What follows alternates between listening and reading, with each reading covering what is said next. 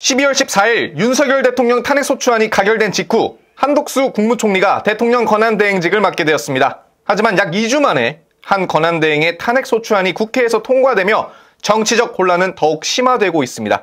오늘 이 시간에는 한덕수 권한대행의 2주 동안의 행보를 다뤄보도록 하겠습니다. 윤석열 탄핵소추안 가결 직후 한덕수 국무총리는 대국민 메시지를 통해 국정 공백을 최소화하고 안정적인 국정 운영을 약속했습니다. 다음 날인 15일 한 권한대행은 첫 국무회의를 주재하며 본격적으로 국정 운영에 나섰습니다. 한 권한대행은 각 부처의 국정 공백 방지를 지시하며 경제 안정과 국민 안정을 최우선 과제로 삼겠다고 밝혔습니다. 또한 조 바이든 미국 대통령과 16분 동안 통화하며 굳건한 한미 동맹을 재확인하였습니다. 이에 바이든 대통령은 한국의 민주주의를 신뢰한다고 밝혔습니다. 오후에는 국회를 찾아 우원식 국회의장을 만나 여야 정부가 협조해 조속히 국정 안정이 이루어지길 기대한다고 밝혔습니다. 이어 정부의 모든 판단 기준을 헌법과 법률, 국가 미래에 두겠다고 덧붙였습니다. 이에 더불어민주당 이재명 대표는 한덕수 권한대행의 탄핵은 국정 혼선을 초래할 수 있다며 탄핵 절차를 밟지 않겠다는 뜻을 밝혔습니다. 반면 국민의힘 권성동 원내대표는 한덕수 권한대행을 예방하여 대통령 권한대행을 중심으로 내각이 흔들림 없이 국정을 관리해달라는 요청을 했습니다. 17일 헌법재판관 청문회를 앞두고 더불어민주당은 국회 추천 몫인 헌법재판관 3명에 대한 인사청문 절차를 올해 안으로 끝내겠다는 입장을 밝혔습니다. 이에 국민의힘 권성동 원내대표는 한덕수 대통령 권한대행은 대통령 탄핵 심판 결정 전까지 헌법재판관을 임명할 수 없다는 주장을 하였습니다. 이어서 헌법재판관 공백 사태는 더불어민주당이 초래한 것이라며 비판을 이어갔습니다. 한편 한덕수 권한대행은 국무회의에서 정부는 무엇보다 민생 경제 회복에 총력을 기울여 나가겠다며 여야 정치권과 협력해 민생 안정에 최선을 다하겠다는 말을 강조했습니다. 그럼에도 불구하고 달러 환율은 1,438원을 기록하며 불안정함을 이어갔습니다.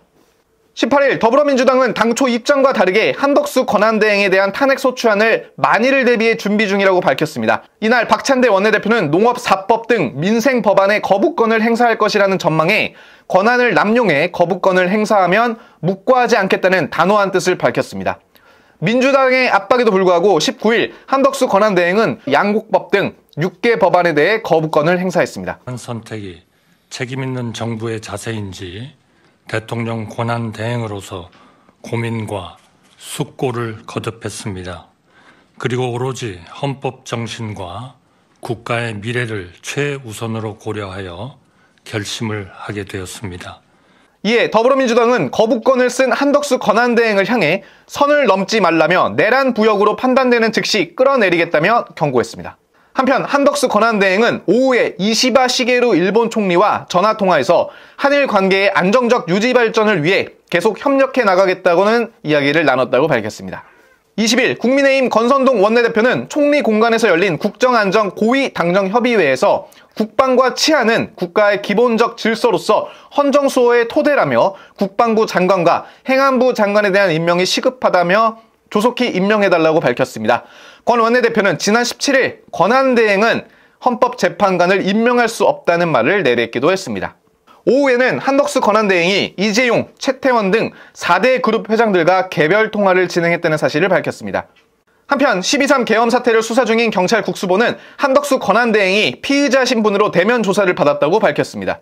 더불어민주당은 한덕수 권한대행이 쌍특검 행사 여부를 오는 31일까지 검토하겠다는 입장에 대해 그때까지 기다리지 않겠다며 조기 탄핵의 가능성을 열어뒀습니다. 21일 한미 외교장관의 전화통화에서 블링컨 미국 국무장관은 한덕수 권한대행은 유능하고 존경받는 지도자로서 전적인 신뢰를 갖고 있다고 전했습니다.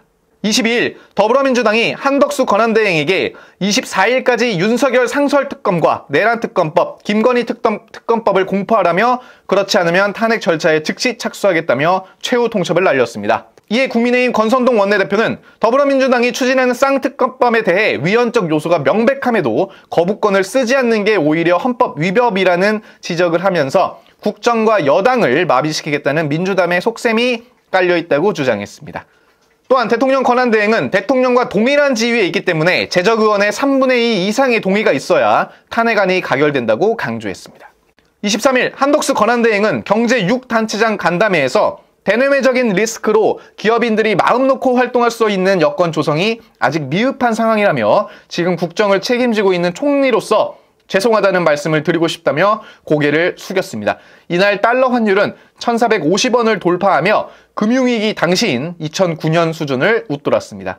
24일 한덕수 권한대행은 국무회의에서 법안을 아예 상정하지 않으면서 특검법 처리나 헌법재판관 임명처럼 법리 해석과 정치적 견해가 충돌하는 현안을 현명하게 처리하기 위해서는 무엇보다 여야가 머리를 맞대야 한다며 국회로 공을 돌렸습니다. 이에 더불어민주당 이재명 대표는 한 권한대행에 대해 국정 안정에 조금이나마 도움이 될 것으로 기대했더니 내란 세력을 비호할 생각밖에 없어 보인다며 비판했습니다. 또 국회는 이미 특검법에 대한 결정을 내렸다며 한 권한대행이 국민의힘이 시키는 대로 국정을 운영하겠다고 선언한 것이라고 강조했습니다. 한편 한덕수 권한대행은 오후 서울 재팬클럽 오찬 간담회에서 정부는 국정 안정을 위해 최선의 노력을 다하고 있다고 밝혔습니다. 이날 달러 환율은 1,456원으로 금융위기 때인 2009년 이후 최고치를 기록했습니다.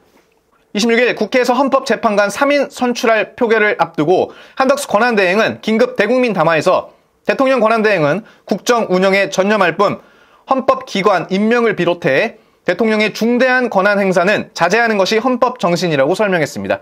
이어서 여야가 합의하여 안을 제출할 때까지 헌법재판관 임명을 보류하겠다. 합의안이 제출되면 즉시 임명하겠다는 뜻을 밝혔습니다. 이에 더불어민주당은 즉각 한덕수 권한대행에 대한 탄핵소추안을 제출했습니다. 박찬대 원내대표는 가장 적극적인 권한 행사인 거부권은 행사해놓고 형식적인 권한 행사인 헌법재판관 임명을 거부한다는 궤변을 늘어놨다며 일갈했습니다. 반면 국민의힘 비대위원장으로 지명된 권영세 의원은 야당이 탄핵소추안을 발의한 것과 관련해 제2의 외환위기가 올 가능성이 높다며 우려를 표했습니다. 이에 한덕수 대행 체제가 자리를 잡으면서 원달러 환율이 내려가는 경향이 있었는데 엊그저께 탄핵 이야기가 나오면서 1,460원을 뚫고 있다고 말했습니다. 한덕수 권한대행이 헌법재판관 임명 거부를 밝힌 이날 달러 환율은 1,465원을 넘으면서 금융위기 당시인 2009년 이후 가장 높은 수준을 보였습니다.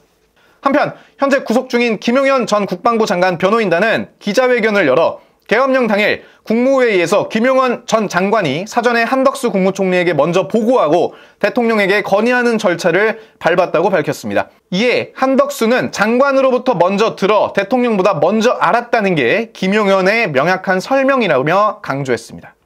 이에 총리실은 한덕수 권한대행은 이미 국회에서 여러 차례 증언한 바와 같이 계엄령 당일 윤석열로부터 비상계엄 선포 계획을 직접 듣기 전까지 관련한 어떠한 보고도 받은 사실이 없다고 설명했습니다. 12월 27일 한덕수 권한대행 탄핵소추안이 국회 본의회에서 가결되면서 헌정사상 처음으로 대통령이 탄핵된 뒤 권한대행을 맡은 총리까지 탄핵되어 직무가 정지되었습니다. 이에 한덕수는 탄핵소추안 가결의 국회 결정을 존중하며 더 이상의 혼란과 불확실성을 보태지 않기 위해 관련법에 따라 직무를 정지한다고 밝혔습니다. 그러나 헌법재판관 임명 거부권에 대해서는 끝까지 여야 합의가 먼저라는 기존 입장을 되풀이했습니다. 행시 패스로 공무원 생활을 시작하여 국무총리 2번을 역임하며 대통령 권한대행까지 오른 한덕수. 이제 그는 일반인으로 돌아가 내란죄 피의자로서 조사를 받게 됩니다. 역사 앞에서 겸허히 정당한 심판을 받으시길 바라겠습니다.